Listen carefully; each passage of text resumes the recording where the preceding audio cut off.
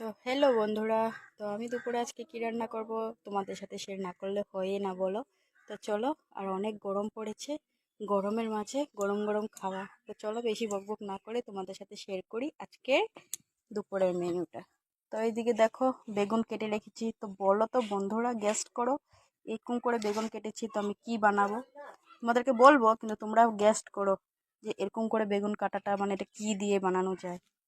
আর এদিকে রেখেছি কোয়াশ আলু কেটে লম্বা লম্বা করে, এটা বানাবো হলো এই যে বন্ধুরা, মাছ ভেজে রেখেছি। এই মাছটা হলো কাতল মাছ, ভেজে রেখেছি।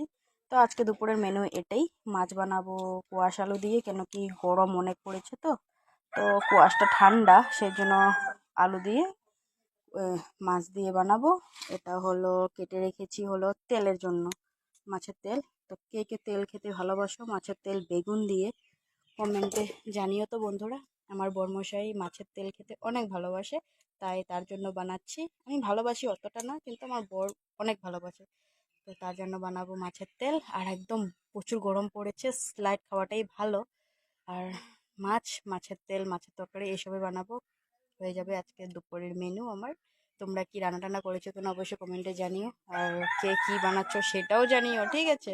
পরে আবার আফটারনুনে দেখা হচ্ছে, তখনের জন্য বাই সবাইকে।